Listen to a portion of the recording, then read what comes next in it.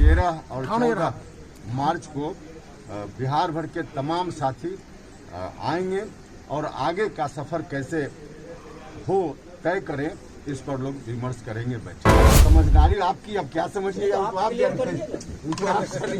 उसमें हम कैसे बता दें। बिहार विधानसभा चुनाव के बाद जो परिणाम आए वो परिणाम सबसे ज़्यादा जेडीयू के लिए चौंकाने वाले थे, क्योंकि जेडीयू जहां 2015 में 71 सीटों पर थी, वो इस बार महज 43 सीटों पर आकर खड़ी हो गई। और इसी के बाद से लगातार यह देखने को मिल रहा था कि जेडीयू अपने पुराने समीकरण यानी लव कुश समीकरण पर दोबारा से आना चाहती है और इसीलिए उसकी नज़र कुशवाहा वोटरों पर अभी तक बनी हुई है। नमस्कार, मैं हूं राजमोहन तिवारी और आप देख रहे हैं लाइव बिहार। उपेंद्र कुशवाहा वो नाम जो सबसे ज़्यादा चर्चा में कभी हुआ करता था। 2014 के लोकसभा चुनाव में एनडीए के साथ मिलकर चुनाव लड़ा और जीत भी दर्ज की 3 सीटों पर। लेकिन 2020 का जो विधानसभा चुनाव हुआ बिहार का, उसमें रालोसपा के मुखिया उपेंद्र कुशवाहा ना तो एनडीए के साथ रहे ना ही महागठबंधन के साथ। वो चुनाव लड़ते हैं जीडीएसएफ एक नया गठबंधन कर लेकिन इस बार भी जब चुनाव होता है तो चुनाव के जो परिणाम आते हैं वो भी उनके पक्ष में नहीं जाता है, वो फिर से हार जाते हैं। एक भी सीट रालोसपा 2020 के विधानसभा चुनाव में नहीं जीत पाई। वहीं जेडीयू 2020 के विधानसभा चुनाव में कमज़ोर हुई, यानी जहां एक तरफ रालोसपा को भी ज़रूरत थी सहारे की, वहीं जेडीयू को भी ज़रूरत थी अपने संगठन को मजबूत करने के लिए। और ऐसा अब होता ये नज़र आ रहा है कि जेडीयू और रालोसपा बहुत जल्द साथ मिलने वाले हैं। जी हाँ, जो सूत्रों से खबर मिली है उसके अनुसार बहुत जल्द 15 मार्च तक जेडीयू में रालोसपा का विलय होना तय माना जा रहा है। 13 मार्च को रालोसपा ने बिहार के सभी अपने नेताओं की एक बैठक बुलाई है।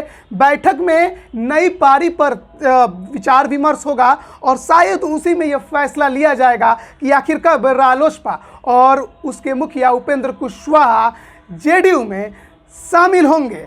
जेडीयू के तमाम कई नेता यह बयान दे चुके हैं कि रालोसपा के विलय को लेकर बातचीत चल रही है। वहीं हाल ही में रालोसपा ने 9वां अपना स्थापना दिवस समारोह मनाया था और उसमें जब उपेंद्र कुशवाहा से विलय को लेकर पूछा गया तो उन्होंने सीधा सीधा जवाब नहीं दिया और कहा कि आप बेहतर तरीके से समझ सकते हैं, यानी आप पत्रकार बेहतर तरीके से समझते हैं कि अभी क्या चल रहा है। उनसे यह भी पूछा गया कि क्या रालोसपा जेडीयू में अपना विलय नहीं कराना चाहती है, इस पर भी उन्होंने कुछ नहीं बोला, ना हाँ ये ना। इसका मतलब है कि कहीं ना कहीं बात विचार तो चल ही रहा है, लेकिन जो सूत्रों से अब खबर मिली है उसके अनुसार रालोसपा का जेडीयू में 15 मार्च तक विलय होना लगभग तय माना जा रहा है। बस 13 मार्च रालोसपा की जो बैठक होनी में है, इसी में यह फैसला लेना है। और ये भी खबर आपको शायद मालूम होगी कि यह विलय होने के बाद उपेंद्र कुशवाहा विधान परिषद में जेडीयू के कोटे से पहुंचेंगे और बहुत जल्द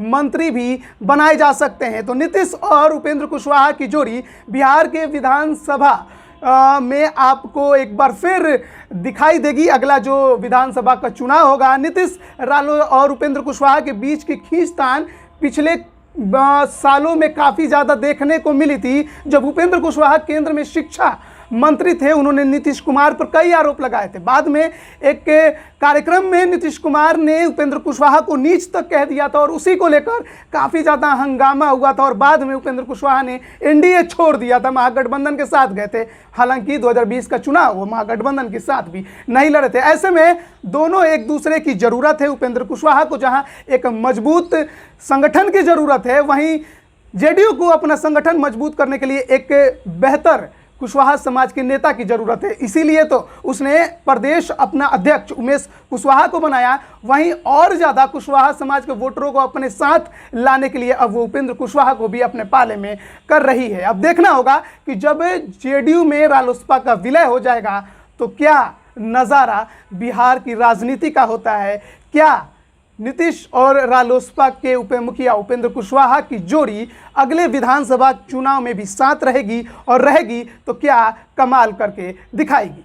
पटना से मैं राजमोहन तिवारी, आपका बहुत बहुत धन्यवाद। लाइव बिहार यूट्यूब पर सब्सक्राइब और फेसबुक पर लाइक जरूर करें।